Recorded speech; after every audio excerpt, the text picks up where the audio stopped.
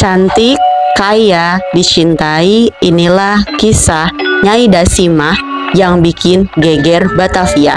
Ikutin ceritanya di video ini ya. Aku bakalan bahas semuanya untuk kamu. I got so much fucking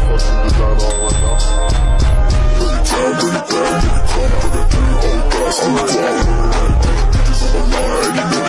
Nyai Dasimah, perempuan pribumi cantik yang hidup di Batavia pada abad ke-19. Ia menjadi nyai dari seorang pria Eropa kaya raya. Nah, sebagai nyai, hidupnya cukup berkecukupan guys. Di rumah besar, perhiasan dan kehidupan nyaman dan dicintai oleh seorang pria Inggris kaya raya yang bernama Edward Williams.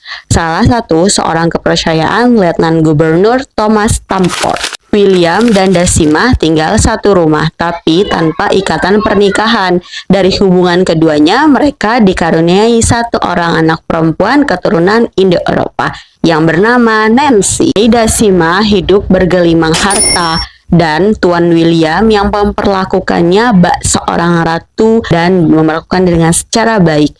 Bahkan setiap sore Nyai Dasimah jalan-jalan berkeliling dengan delman ke perapatan Senen, Gang Kenanga, sampai ke kampung Kuitang bersama sang anak Miun. Lelaki pribumi yang sudah beristri sering berpapasan dengan Nyai Dasimah setiap sore setiap dia berkeliling menaiki delman. Samyun pun naksir berat sama kecantikannya Nyai Dasimah. Kemudian Samyun meminta bantuan Mak Buyung untuk memujuk Nyai Dasimah untuk meninggalkan Williams dan menikah dengan Samyun.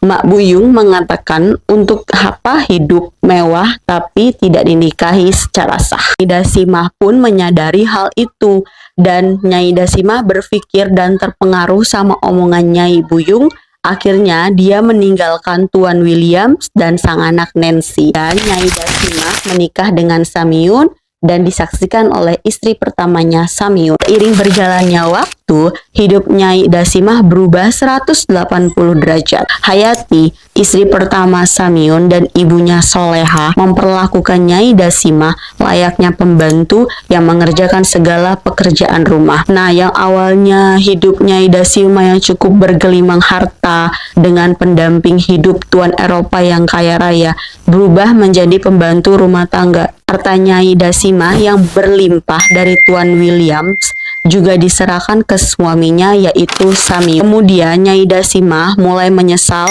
dan meminta cerai kepada Samyun serta dia minta dipulangkan ke rumah orang tuanya di kampung Kuripan. Samyun yang emosi mengatakan Dasimah hanya boleh pergi asalkan menyerahkan seluruh hartanya dan pergi membawa hanya pakaian yang dia pakai aja. Nyai Dasimah pun kaget, ternyata selama ini Samyun hanya mengincar harta bendanya saja. Kemudian Dasimah berniat melaporkan perkara ini ke aparat yang dekat dengan rumah Tuan Williams. Hal ini membuat Samyun panik. FYI ya guys, Samyun ini bekerja sebagai penadah barang curian.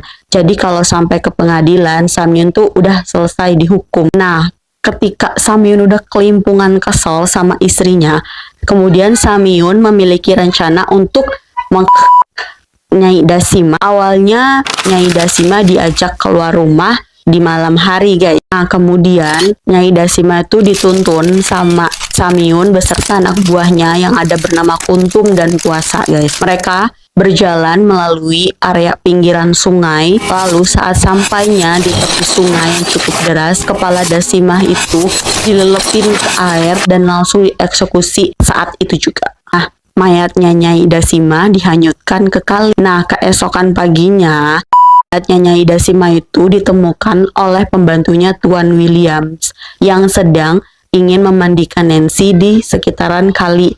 Lalu pembantu tersebut melaporkan hal tersebut ke Tuan William.